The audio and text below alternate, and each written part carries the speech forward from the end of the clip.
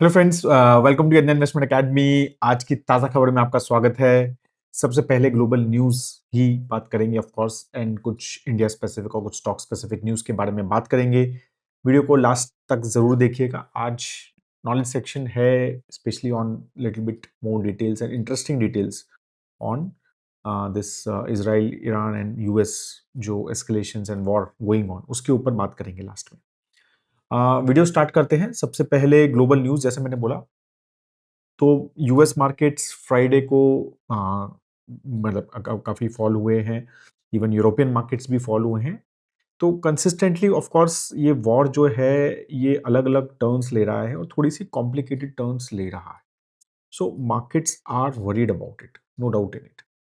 ठीक है, तो ईरान ने इसराइल के कुछ न्यूक्लियर हब्स पे अटैक किया ऑन फ्राइडे।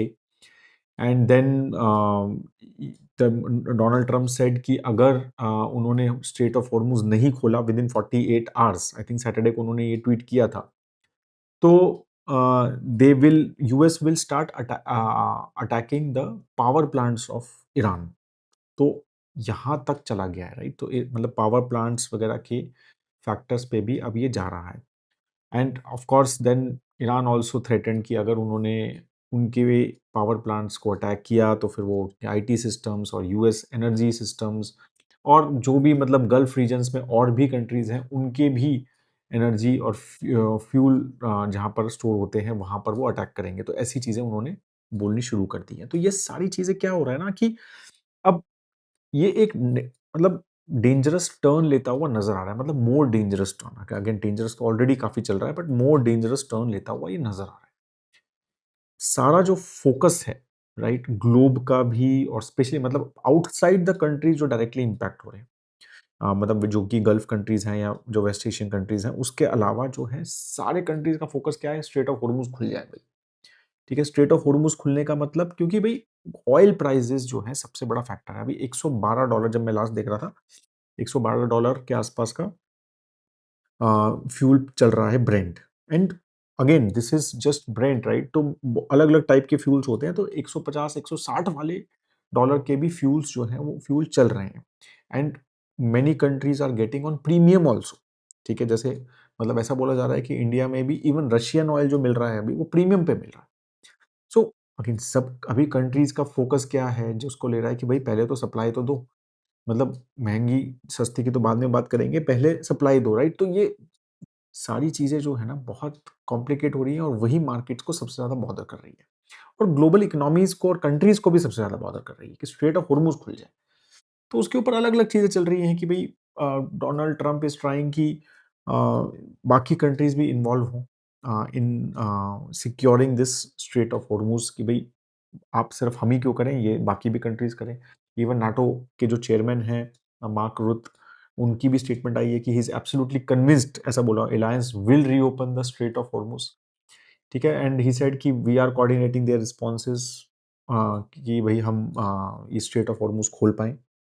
तो यहाँ पर ये काफी सारी चीजें चल रही है। ईरान की भी स्टेटमेंट आई है कि भाई जो भी शिप्स जो कि ईरान मतलब डायरेक्टली वॉर में इन्वॉल्व नहीं है, वो जो भी कंट्रीज मतलब डायरेक्टली इन्वॉल्व नहीं है उनके शिप्स हम अलाउ करेंगे, ऐसा मतलब स्टेटमेंट्स आ रही हैं। हो कुछ नहीं रहा है, अभी ऑलमोस्ट क्लोज्ड है।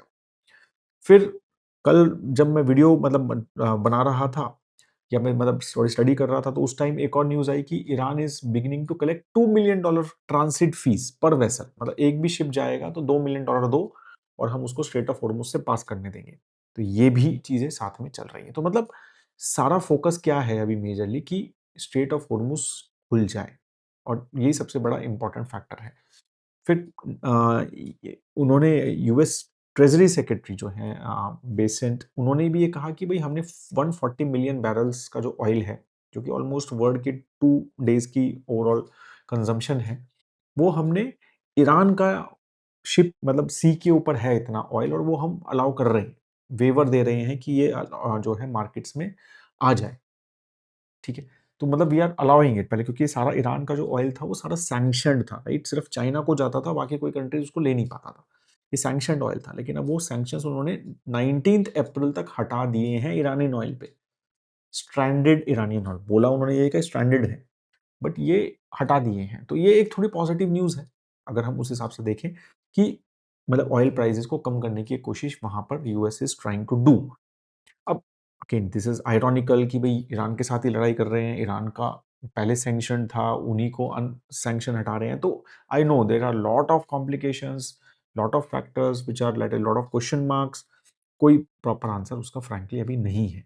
जो ये स्ट्रेट ऑफ होर्मुज़ का एक और फैक्टर है कि यहाँ से बहुत सारी और भी चीज़ें निकलती हैं, जैसे हीलियम आउटपुट जो है, वो भी ऑलमोस्ट हॉल्ट हो गया है, जो कतर से मेजरली आता था। तो हीलियम जो है वो चिप मेकिंग में और मेडिकल इमेजिंग में, स्पेस रॉकेट्स में बहुत यूज़ होता है। और वो नेचुरल गैस के साथ एक बाय प्रोडक्ट की तरह निकलता है कतर में। और अगेन वो फैक्टर भी यहाँ पर प्ले आउट हो रहे हैं कि it is not just about crude oil prices, there are lot of other factors. वो थोड़ा नॉलेज सेक्शन में हम और भी बात करेंगे इसके बारे में। तो ये और भी चीज़ें जो हैं आगे, आगे, आगे, आगे इसका इम्पैक्ट हमें दिखने लग गया है और दिखेगा, ऐसा लग रहा है।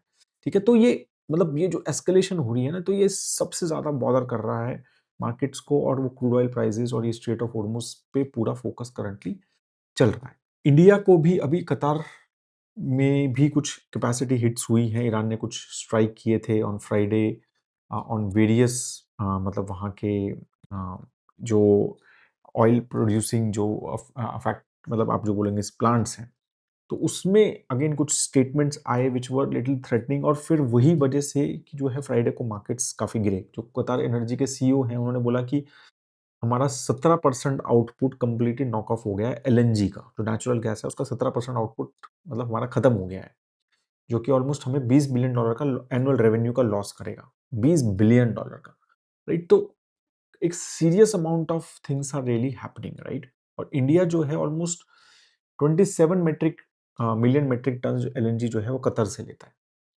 नहीं सॉरी, मतलब 11 मेट्रिक टन 27 में से, मतलब ऑलमोस्ट हमारा 35-40% का जो नेचुरल गैस आता है ना, वो कतर से आता है। तो ये सारे फैक्टर्स भी हमें समझने हैं, and that is what the government is also trying कि भाई ये चीज़ें थोड़ी सी मैनेज कहीं से हो जाए और कुछ हम डाइवर्सिफाई कर पाएँ क्या।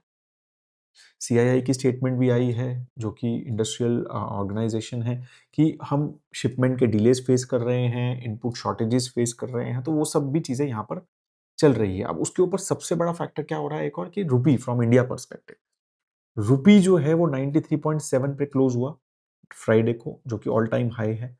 ठीक है? तो उसके ऊपर बहुत ज़्यादा प्रेशर हो रहा है। एक तो भई ऑयल प्राइसेस बढ़ रहे हैं, ठीक है? तो ऑयल प्राइसेस बढ़ रहे हैं तो क्या हो रहा है कि भई हमारी फॉरेक्स खर्च ज़्यादा हो रहा है, ठीक है? तो डॉलर की डिमांड बढ़ रही है, तो इसलिए डॉलर बढ़ रहा है, ग्लोबली डॉलर बढ़ रहा है, तो उसके अगेंस्ट हम वैसे ही गिर रहे हैं, एक तो वो फैक्टर है। फिर हमारी डॉलर की डिमांड हमारे कंट्री में भी बढ़ रही है क्योंकि रूपी डेप्रिशिएट हो रहा है। राइट, मतलब सॉरी, मतलब क्रूड ऑयल प्राइसेस बढ़ रहे हैं। फिर दूसरा ये है कि बहुत सारा फॉरेन इंस्टीट्यूशनल इन्वेस्टर्स भी बाहर जा रहे हैं। तो एक नंबर आया था कि मार्च में अभी तक 88,000 करोड़ रुपीस, मतलब ऑलमोस्ट $10 बिलियन का मान के चलो आप, मोटा-मोटा पैसा जो है इतना इंडियन इक्विटीज से निकल चुका है, फॉरेन इंस्टीट्यूशनल इन्वेस्टर निकाल चुके हैं। ठीक है? और उनको भी यही रिस्क है कि भाई ये वीक रुपये शायद और वीकन होगा, क्या कि क्रूड ऑयल प्राइसेस बढ़ रहे हैं तो इंडिया का बैलेंस ऑफ पेमेंट और करंट अकाउंट डेफिसिट इम्पैक्ट होगा, राइट? अर्निंग्स पे इम्पैक्ट होगा, तो वो सब फैक्टर्स उनको भी समझ आ रहे हैं। और हमारा तो अच्छा खासा डिपेंडेंस है भाई, हमारा तो majorly crude oil prices import ही होता है। तो इसकी वजह से क्या हो रहा है, रुपी पे मतलब जब बाहर निकलता है पैसा, डॉलर की डिमांड बढ़ती है, राइट? तो रुपी की डिमांड कम होती है, रुपी बेचते हैं लोग, डॉलर खरीदते हैं। तो इसकी वजह से रुपी जो है वो मतलब गिर रहा है। और अब मतलब आरबीआई इज़ ट्राइंग, मतलब कंसिस्टेंटली ऐसा बोला जा रहा है कि आरबीआई जो है फायर फाइट कर रही है रुपये को फ्लोट करने, मतलब ज़्यादा गिरने ना देने के लिए। और ऑलमोस्ट $27 बिलियन का उन्होंने अम, किया भी है, बाय भी किया है, मतलब रुपी इन दस, मतलब हमारा रिजर्व कम हुआ है उसकी वजह से, जो हमारा फॉरेक्स रिजर्व है इस चीज़ों में। तो वो करने की कोशिश कर रहे हैं, बट अगेन मतलब अगर दिस ऑयल प्राइसेस और बढ़ रहे हैं तो ये फैक्टर्स रुपये को मतलब कंटेन करना आरबीआई के लिए भी विल नॉट बी इजी। तो ये और भी गिर सकता है, स्पेशली जैसे जैसे डॉलर बढ़ रहा है, ग्लोबली डॉलर बढ़ रहा है, राइट? तो वो भी फैक्टर समझना। अच्छा, अब एक और चीज़ हो रही है कि नॉर्थ में अगर आप देखेंगे तो बारिश हो रही है कुछ लास्ट 3-4 दिन से। तो अब उसकी वजह से एसी मेकर्स और परेशान हो गए हैं, क्योंकि लास्ट ईयर भी ऐसा ही हुआ था, मई में बारिश हुई थी और एसी की डिमांड सिग्निफिकेंटली कम हो गई थी। इस बार भी अभी मार्च में थोड़ी बारिश हुई है, ठंडा हो गया है नॉर्थ। और अब जो है suddenly AC makers are worried, ठीक है? And all the AC companies would be worried कि अगर ये टेम्परेचर ऐसा ही ठंडा ही रहता है या उतना नहीं बढ़ता और थोड़ी बहुत और बारिश होती है, बिन मौसम बरसात अगर चलती रहती है या थोड़ी बहुत बीच-बीच में होती रहती है, तो एसी की डिमांड नहीं होगी। और वैसे ही जियोपॉलिटिकल रीज़न के चक्कर में इनके रॉ मटेरियल प्राइसेज़ बढ़ गए हैं, प्लास्टिक्स वगैरह, एलपीजी गैस की अवेलेबिलिटी का इश्यू हो रहा है, जो प्रोडक्शन में इम्पैक्ट कर रहा है, तो वैसे ही महँगा कर रहे हैं एसी को।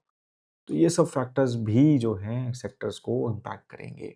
बाकी एक और न्यूज़ आई थी कि डोमेस्टिक के जो यूरिया प्लांट है वो ऑलमोस्ट हाफ कैपेसिटी पे चल रहे हैं, क्योंकि मेजरली गैस सप्लाईज़ ऑलमोस्ट चोक हो गई है, ठीक है? और नेचुरल गैस सप्लाई जो है वो मतलब पीएनजी जो हमारा पेट्रोनेट एलएनजी है, उसने तो ऑलरेडी अ फोर्स मजोर जो है वो डिक्लेयर कर दिया है। एंड उन्होंने कहा है कि भई हम कॉन्ट्रैक्टेड वॉल्यूम्स नहीं दे पाएँगे, वो ऑलरेडी उन्होंने बोल दिया है। तो इसीलिए अभी ऐसा बोला जा रहा है, कल आई वाज़ रीडिंग सीसीएस की भी एक मीटिंग थी, प्राइम मिनिस्टर जो चेयर किया था, उन्होंने मतलब उसमें भी ये था कि भई हमारे पास एटलीस्ट अभी के लिए तो यूरिया के, फर्टिलाइज़र के बहुत अच्छे स्टॉक्स हैं और ये खरीफ सीज़न जो है, इसका जो शोइंग है, उस पे इम्पैक्ट तो मोर और लेस शायद नहीं होगा, right? And hopefully things will improve by the time next season starts.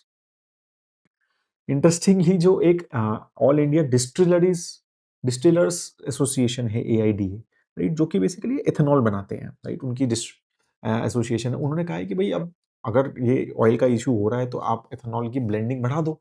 अभी 20% चल रही है ना, एक 20% 2025 में हमने अचीव कर ली थी इंडिया ने। अब मतलब दे आर पुशिंग कि 20 से 30 कर दो।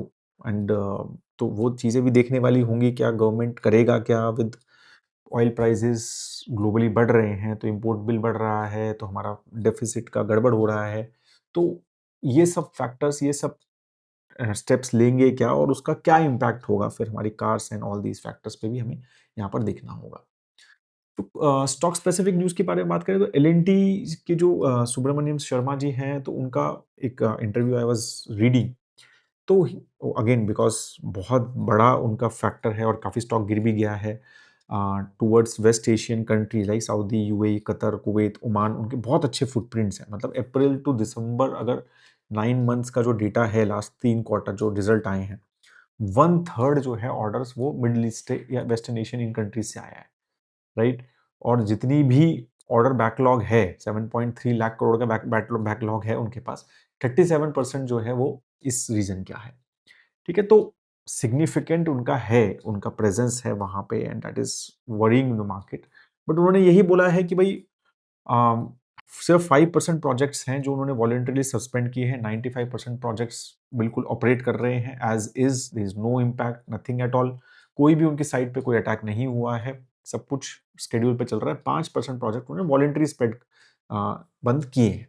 आईडीबीआई बैंक के ऊपर अगेन न्यूज़ आई। आईडीबीआई बैंक में अभी तक तो कुछ मतलब यही चल रहा था कि भई कोई बिडिंग नहीं हो रही थी, राइट? तो ऐसा हो रहा था कि आईडीबीआई बैंक को शायद गवर्नमेंट अब करेगा ही नहीं, ऐसे भी चल रहा था। लेकिन नाउ गवर्नमेंट शायद ओएफएस ऑप्शन सोच रहा है, पब्लिक फ्लोट इंक्रीज़ करना। आईडीबीआई बैंक का करंटली जो फ्लोट है, मतलब जो स्टॉक ट्रेड हो रहा है, वो सिर्फ 5.29% हो रहा है। बाकी तो सब एलआईसी और गवर्नमेंट के पास है। तो again some investment bankers have suggested कि भई आप इसका पब्लिक फ्लोट इंक्रीज़ करो। थोड़ा-सा इसको बढ़ाओ ना, 15-20% का फ्लोट तो लेके आओ, पब्लिक में ट्रेड तो होने दो, तभी इसका एक्चुअल वैल्यूएशन समझ आएगा। और एक्चुअल वैल्यूएशन समझ आएगा तो ही मतलब आगे कोई बिड करेगा या स्ट्रैटेजिक बायर आएगा। अदरवाइज़ जो है करंटली वैल्यूएशन में कॉम्प्लिकेशन वहाँ पर हो रहा है। ठीक है? तो वो फैक्टर्स शायद यहाँ पर आईडीबीआई बैंक में आ सकते हैं। बाकी एक negative news on Tata capital was कि 413 करोड़ का टैक्स नोटिस सर्व हुआ है उनको। बाकी they are saying that they will contest this reassessment. ये कुछ पुराना टैक्स आई थिंक 2016-17 का जो है उस फाइनेंशियल ईयर का टैक्स नोटिस है। So let's see how that goes. Typically ये सी कंपनीज़ में चलती रहती हैं। So I am typically not worried but we will have to see how it goes. ठीक है? So that is all on the major news today. अब एक क्विकली नॉलेज सेक्शन की बात कर लेते हैं आज।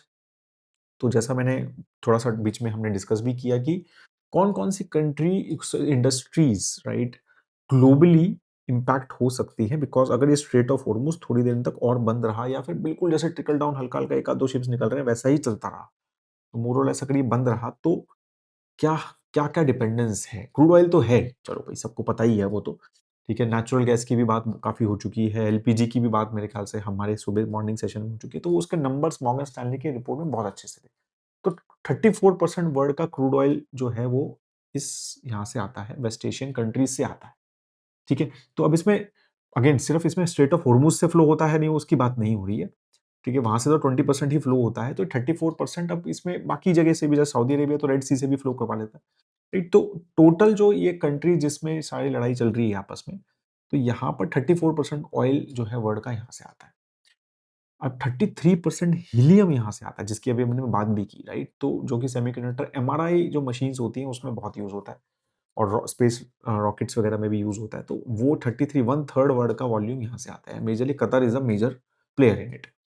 फिर पेट्रोकेमिकल्स अगर हम बात करें, मेथनॉल बिटाडीन जो है उसका 30% मेथनॉल यहाँ से आता है। Aluminium 24%, right? एल्यूमिनियम जो है वो यहाँ से आता है।